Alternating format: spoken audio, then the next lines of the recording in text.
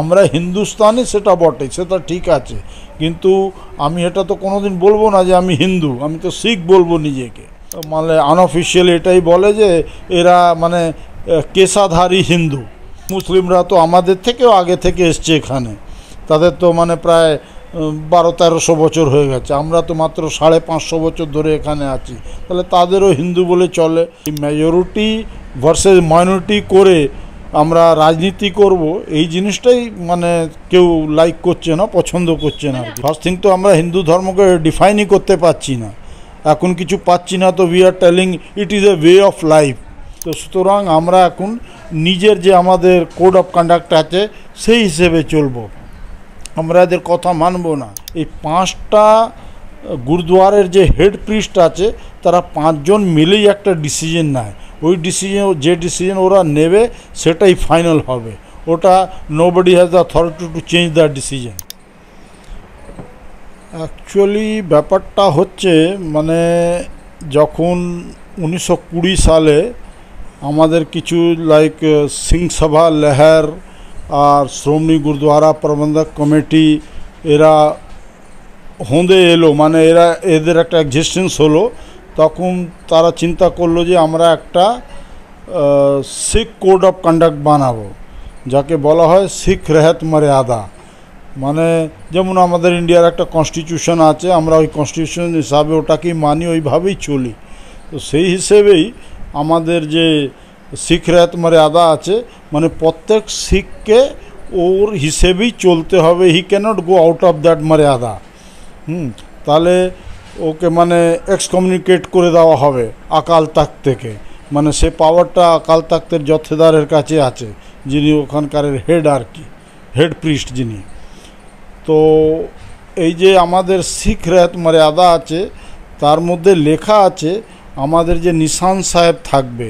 নিশান সাহেব মান হচ্ছে আগে যেমন দূরে দূরে গুরুদ্বার হতো, হিস্টোরিক্যাল হোক বা এমনি গুরুদ্বার হোক, তো তখন অনেক দূর থেকে লোকেরা তারা জানতে পারতো না যে আমরা যদি এখন কোথাও লঙ্গর খেতে চাই, হ্যাঁ অনেক দূর থেকে এসছে, তাহলে গুরুদ্বারটা আবার কোথায়, কাকে জিজ্ঞেস করব।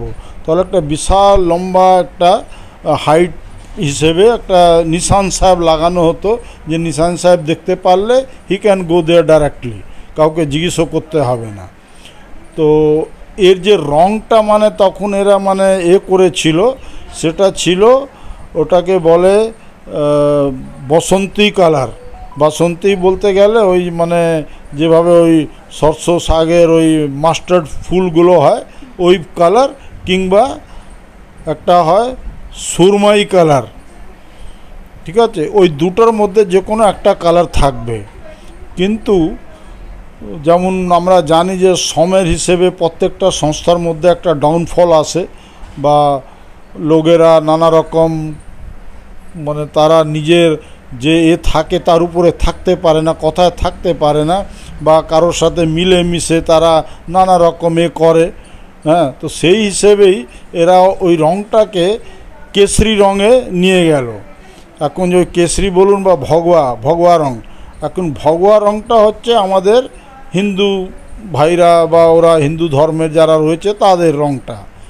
তো এখন অনেক বছর বাদে এটাও এরও একটা কারণ আছে, যে গত কয়েক বছর ধরে, যে পার্টিকুলারলি বলতে গেলে গত 10 বছর ধরে হচ্ছে, তো অনেক বছর ধরে এখন মানে শিখ ধর্মের মাঝখানে আউটসাইডারদের অনেকটা হচ্ছে, মানে they want to impose their rules and regulations. মানে যে গুজবটা আসছে যে কিছু প্রভাবশালী শক্তির অধীনে এসে নিশান সাহেবকে জাফরানিকরণ করার চেষ্টা, হ্যাঁ, তারা মানে নিজের মতো ওরা মানে আমাদের বলছে তোমরা এই করো ওই করো।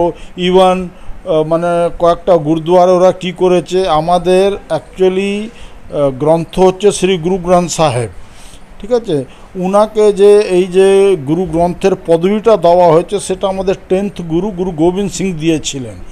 উনি বলেছিলেন আর কাউকে তোমরা কোনো মানুষকে বা অন্য কাউকে কোনোদিন গুরু মানবে না, এটাই তোমাদের চিরকাল গুরু থাকবে, ইটারনাল গুরু। তো তখন থেকে আমরা মানছি।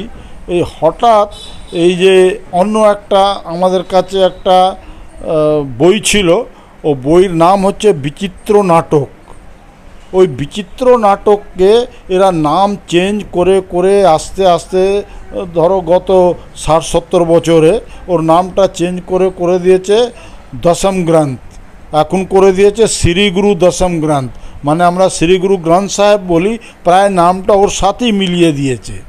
আর ওর মধ্যে যে আমাদের যেমন গুরু গ্রন্থ আছে সেটা তার মধ্যে 1430 পেজ, 1430 পেজেস, ওরা ওইরকম 1428 পেজ করে দিয়েছে, করে টোরে ওটাকে বাইন্ডিং টাইন্ডিং করে এখন কয়েকটা গুরুদুয়ারে ওরা মানে গ্রন্থ সাহেবের পাশে ওটাকেও বসিয়ে লোকেদের বলছে এটাকেও প্রণাম করতে হবে।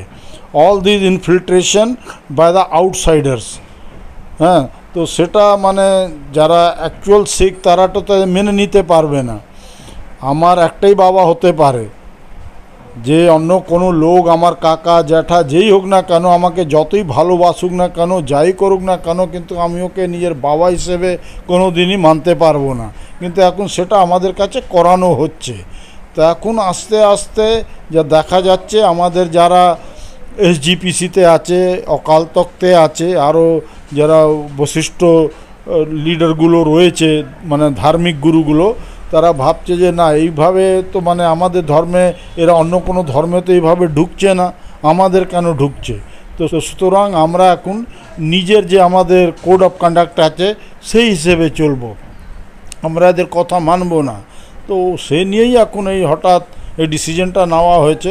এই ডিসিশনটা একার ডিসিশন নয়, আমাদের 5টা হেড গুরুদুয়ার আছে সারা ইন্ডিয়াতে, তার মধ্যে 3টে পাঞ্জাবে আছে, একটা মহারাষ্ট্রায় আছে যাকে আমরা বলি হাজুর সাহেব নান্দেড়ে, আর একটা পাটনায় আছে পাটনা সাহেব গুরুদুয়ার। এই 5টা আছে।